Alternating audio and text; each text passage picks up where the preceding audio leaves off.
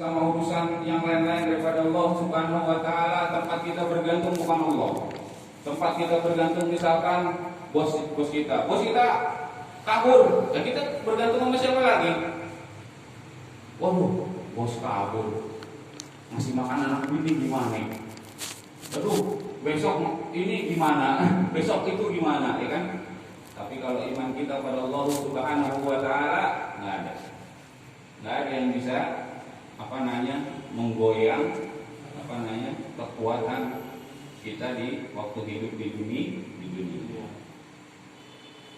La awwala lahu azaliyun, la bidayata lahu mustamirul wahidi, la akhira lahu abadiyun, la nihayata lahu quyumun, la awwala lahu azaliyun.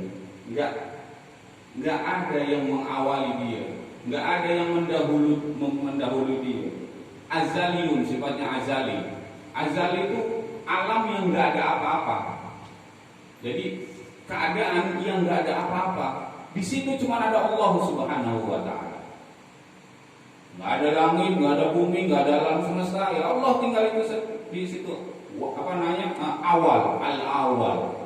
Dia paling awal. Namanya Khaliq, namanya Sang Pencipta.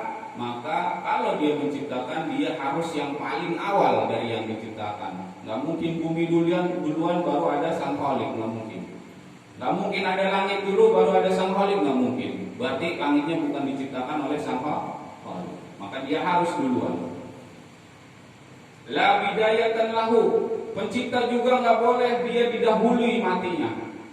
Gak boleh mati di tengah jalan. Kalau mati di tengah jalan, siapa yang ngurusin ciptaannya? Bidayat la bidayatan, gak ada ujungnya. Allah ada dari awal sampai akhir dan gak tahu akhirnya kapan. Gak ada akhirnya. Dunia, langit, manusia, makhluk semuanya ada akhirnya. Allah gak boleh ada akhirnya. Kalau di tengah-tengah berakhir, maka siapa yang ngurus kita? Kalau Tuhan punya track record berakhir di tengah jalan, dan kita mau nyembah siapa lagi?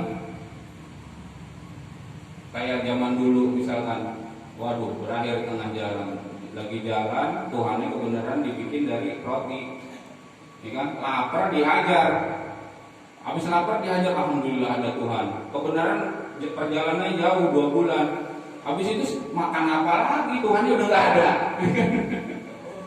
Roti Tuhan. Jadi Tuhan harus awal dan nggak boleh berakhir, nggak boleh berakhir. Itu keyakinan kita kepada Allah. Di tengah jalan kalau kita merasa ya Allah di mana Engkau ya Allah, berarti memberi sifat yang bukan sifat Allah. Allah tetap ada di antara kita. Allah tetap ada di tengah-tengah makhluk ini. Nggak boleh nggak ada, harus ada. Bahkan di dalam ayat kursi nggak tidur, nggak ngantuk dan nggak tidur.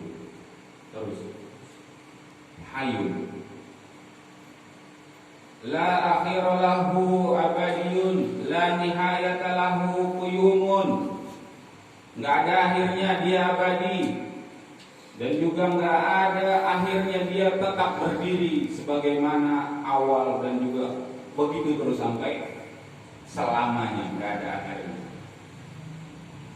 La inqata'a lahu daimun, nggak terputus Allah. Kalau udah menyambung kepada hambanya, kalau udah dia jadi Tuhan, Allah jadi Tuhan, dia nggak akan pernah terputus sebagai Tuhan terhadap kita. Kalau dia udah memberi rezeki kepada kita, memberi rezeki kepada manusia, itu rezeki nggak akan pernah putus, nggak akan pernah putus. La inqata'a lahu, nggak akan pernah putus. Daimun, wa huwa daimun, dia terus dawaim. Cuman kita yang nggak sadar. Rezeki masih ada, terus tapi bilangnya aduh susah amat, ya kan? Aduh kok seret amat. Daimullah itu. Kalau udah sekali memberi rezeki, dawaim, nggak mungkin terpotong. Kalau terpotong berarti kita harus mati. Kalau terpotong berarti kita harus mati. Selama masih hidup Allah pertama kali kita keluar memberi rezeki, misalkan air ASI, yang lain-lain, udah terhubung rezeki itu dengan kita, maka nggak akan pernah terputus. Kalau terputus berarti kita harus mati. Dawaim Allah itu. Lain saramu lahu lam yazal. Nggak akan pernah putus, lam yazal, senantiasa begitu. Kalau Allah udah begitu, ngasih rezeki, Allah udah ngasih kita kehidupan, Allah udah ngasih kita udara, udah ngasih kita air, nggak akan pernah terputus. Kalau kita ngerasa terputus, maka itu cuma perasaan kita. Tetap aja Allah harus mencoba manusia di tengah imannya. Jangan mengatakan ente itu saya beriman pada Allah kemudian Allah tinggalkan, enggak. Harus diuji. Kalau kita udah mengatakan beriman kepada Allah, maka Allah akan menguji kita. Bukan memutus ininya, bukan memutus rezekinya, tapi apa? Menguji kita sampai di mana tingkat keimanan kita. Loh, kok uji kita diuji sama orang-orang yang beriman, malah diuji. Lah itu orang-orang yang nggak beriman enak-enak aja hidupnya, gitu. Orang-orang yang beriman malah diuji mulu. Tukang beca bolak-balik ke musola, ke masjid, sholat, ngantungin. Tukang beca aja nggak naik-naik. Tukang bajai kan naik dikit. Tukang beca aja sering gitu. Misalkan, wah ini kok tukang dagang aja, tukang mie ayam aja nggak naik-naik. Ya kan, padahal bolak-balik aja ke masjid, nggak naik-naik. Kan gitu. Gila orang kok banyak banget rezeki. Nah, namanya uji, orang beriman itu harus diuji. Kalau dia nggak beriman, semua yang datang itu, rezeki yang datang yang dia terima itu bentuknya apa? Istidraj. Rezeki yang istidraj itu rezeki yang mengantarkan dia kepada kecelakaan hidup di dunia dan di akhirat. Susah untuk berbuat baik dengan rezekinya itu, malah berfoya-foya mengantarkan dia ke arah yang kecelakaan nanti di akhirat. Susah buat berbuat baik sama orang, malah dia ngasih buat maksiat. Rezekinya istidraj. Maka Allah sayang pada orang-orang yang beriman. Kadang-kadang memang dikasih susah, biarin apa? Biarin sering ibadah. Karena orang beriman tahu, katanya ad-dunya sijnul mu'minin. Dunia itu adalah penjaranya bagi orang-orang beriman. Orang beriman hidup di dunia ngerasa di penjara. Wal mautu tubwa, kematiannya adalah hadiah buat bagi orang-orang beriman. Kematiannya hadiah, masa Allah saya dikasih hadiah. Kenapa? Akan menerima ganjaran yang luar biasa setelah kematian. Hidup di dunia penjara orang beriman. Itu susah ini di dunia. Penuh dengan ujian, penuh dengan cobaan. Tapi dia harus bersabar dengan ujian itu. Kematiannya turfa. Kematian itu adalah hadiah. Masya Allah. Itu orang yang beriman pada Allah Subhanahu wa ta'ala. Maka rasa takut kita kadang-kadang suka melebihi. Allah bukannya nggak boleh kita takut dengan sesuatu. Kita takut atau kita berharap pada makhluk, bukannya nggak boleh. Berharap pada orang tua buat minta jajan, bukan nggak boleh. Mahabbah, kita cinta kepada istri, bukan nggak boleh. Tapi nggak boleh melebihi cinta kita kepada Allah Subhanahu wa ta'ala. Rasa harap kita, rasa kebergantungan kita boleh kepada makhluk, boleh. Tapi nggak boleh melebihi kebergantungan kita kepada Allah, nggak boleh. Jadi harus di atas. Rasa takut misalkan kayak gini, datang penyakit wabah kayak takutnya bukan main, stres, malah yang puyeng, dia lupa ada Allah. Padahal di Al-Quran disebutin, innama dzalikumus syaitanu yukhawwifu awliya'ahum fala takhafuhum wa khafuni In kuntum mu'minin. Itulah syaitan. Yukhawwifu awliya'ahu. Dia akan membisik-bisikkan rasa takut kepada aulia, kepada kekasihnya. Kekasih setan. Kalau kekasih setan itu merasa takut terus hidupnya.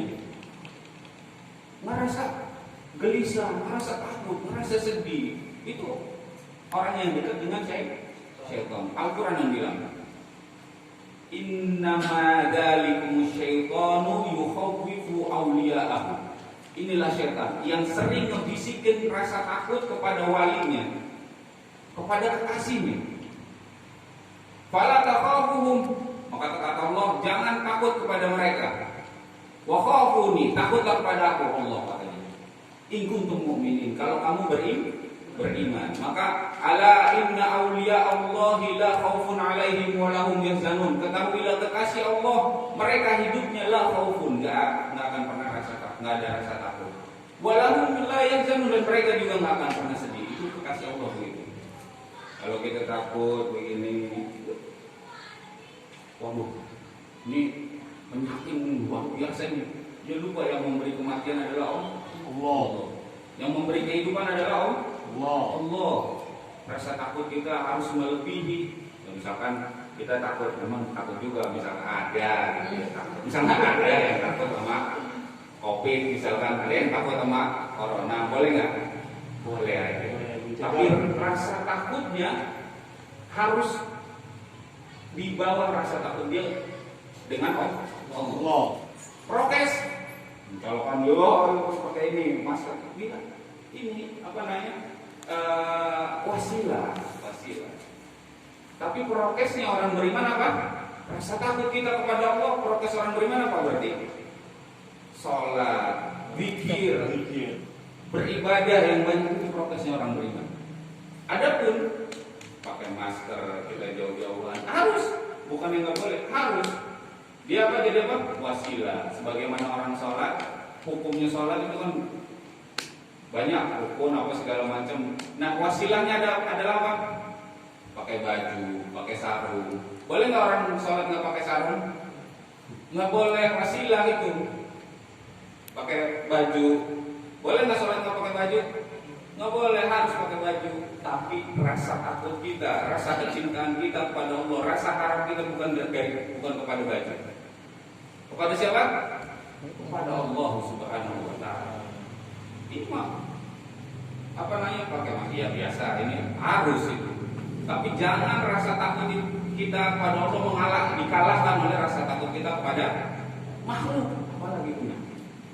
Prokes kita bukan ini. Prokes kita apa? Ibadah kepada Allah Subhanahu wa ta'ala.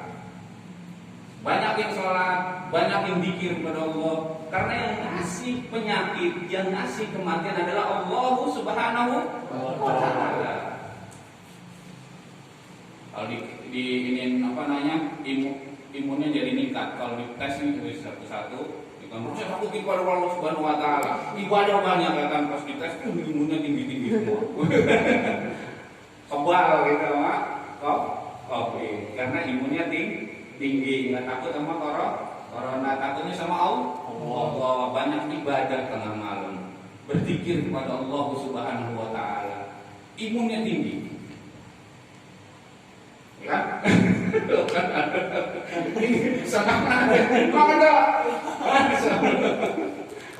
Jangan takut, semangat, kita harus semangat. Itu harus berjalan terus. Jangan terlena sama gini-ginian. Kita harus terus nyari duit, kita harus terus beribadah, kita harus terus mengolah hubungan kita dengan Allah Subhanahu wa ta'ala. Malah susah, mau ibadah susah, mau ini udah.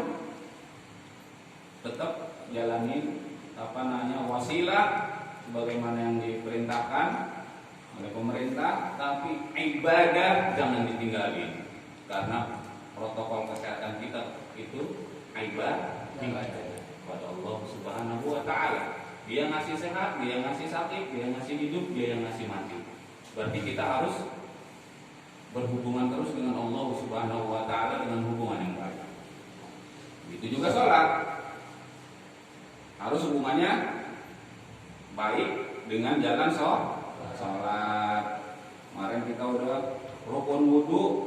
yang pertama hukum wudu. Mana Pak? Iya. Waduh, udah ini setengah 9. Iya belum mungkin doang itu. Ini kalau pagi ya dong, waktu ilmunya. Rukun sholat yang pertama kemarin, rukun sholat kok, rukun wudu yang pertama kemarin adalah niat. Terus yang kedua, wathaniuha ghuslu dhahir wajhihi, membasuh dhahir wajah. Kan, kalau tadi niat, kemudian yang kedua membasuh dhahir wajah. Dhahir namanya dhahir berarti wajah benar-benar. Li ayatin faksilu wujuhakum, karena ada ayat yang berbunyi faksilu wujuhakum, basuhlah wajah kalian. Faksilu basuh berarti bedanya faksilu dan wamsahu, ada dua, faksilu dan wamsahu. Kalau faksilu harus ada airnya, kalau wamsahu enggak. Kalau faksilu wujuhakum, basuhlah wajah kalian berarti dengan air. Airnya harus ngalir. Ini jangan diginiin, buang dulu. Gini aja. Jangan. Airnya harus ngalir. Kalau faksilu itu airnya harus ngalir.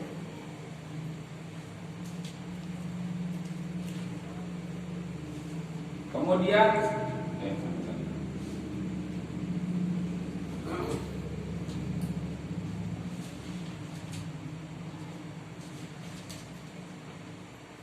faksilu wujuhakum.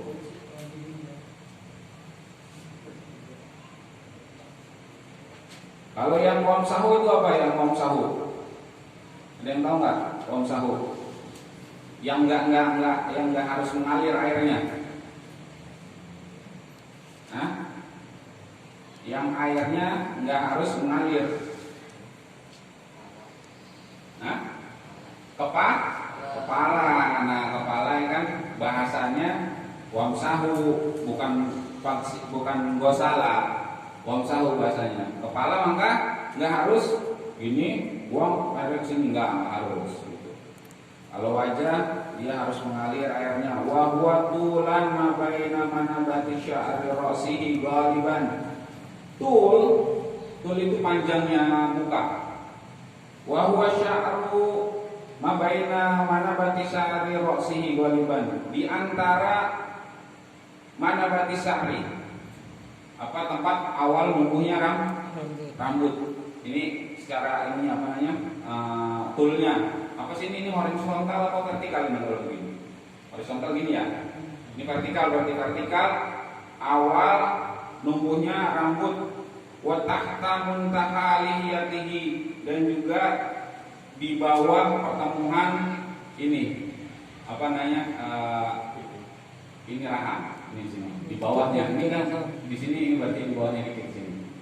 Berarti dari atas ini rambut sampai ke dagu. Apa? Mana berarti syari, tempat numbuhnya rambut. Bagusnya ada goliban. Goliban berarti yang pada umumnya. Kalau nggak goliban ya berarti kayak misalkan yang nggak ada rambutnya, misalkan yang botak, numbuhnya di sini awalnya. Berarti ini kan tanda tanya, ini kepala apa wajah? Ya kan? Tapi ini kan sini ada rambutnya, awal numbuhnya di sini misalkan. Ini berarti ini kepala apa wajah? Kalau nggak ada goliban, tapi ini goliban pada umumnya. Kalau ente berarti misalkan nggak ada rambutnya di situ nggak umum. Pada umumnya aja awal-awalnya berarti numbuhnya di mana nih? Di sini ingetin dulu. Kalau udah tahu nanti tuanya akan rontok, rambutnya tandain kalau bisa, gitu kan?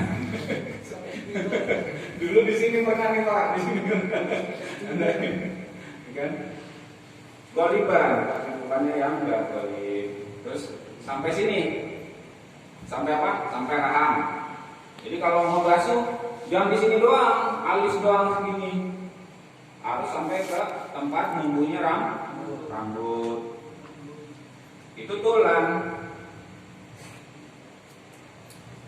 Kemudian ardhon ma baina udunaihi, di antara udunaini, di antara dua telinga di sini sama sini.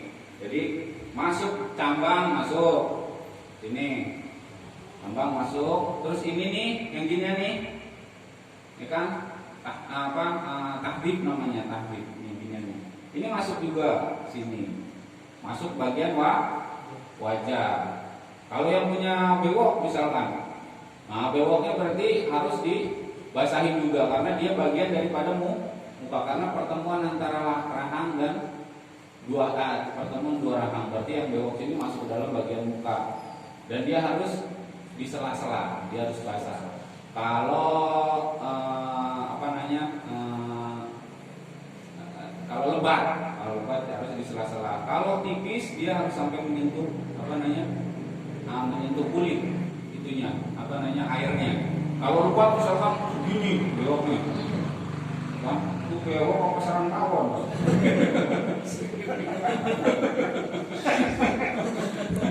Misalkan membuat gitu. Nah itu berarti di sela-sela aja, digini-giniin aja, bahasa nggak wajib sampai kena kulitnya. Gitu. Nah, semua rambut-rambut semua rambut yang ada di bagian muka antara pertama numbuhnya rambut sampai dagu dan antara dua telinga. Misalkan ada rambut di sini, misalkan suka ada ya rambut di sini tuh ya. Nah itu pun harus basah rambutnya. Gitu. Misalkan ada alisnya panjang ke sini, misalkan orang ini ya, orang tua. Ya biasa yang seringnya kayak gitu biasa, tahu dia. Ini ya. Orang tua kan gini nih, alisnya nih. Zaman dulu ya, sekarang udah lupa kalian ya. Iya, lupa. Ini kan, nah itu harus basah juga karena dia bagian dari muka, harus basah juga. Gitu. Pokoknya semua rambut, itu termasuk kumis, jenggot. Kalau nggak ada bewoknya, jenggotnya doang sampai saya nih gitu. Kurang hormon jadi nunggunya di sini doang. Jenggot berarti jenggotnya harus basah juga. Jenggot, terus dan mana dan? Dan ini nih dan. Kumis dan jenggot. Berarti ini dan namanya.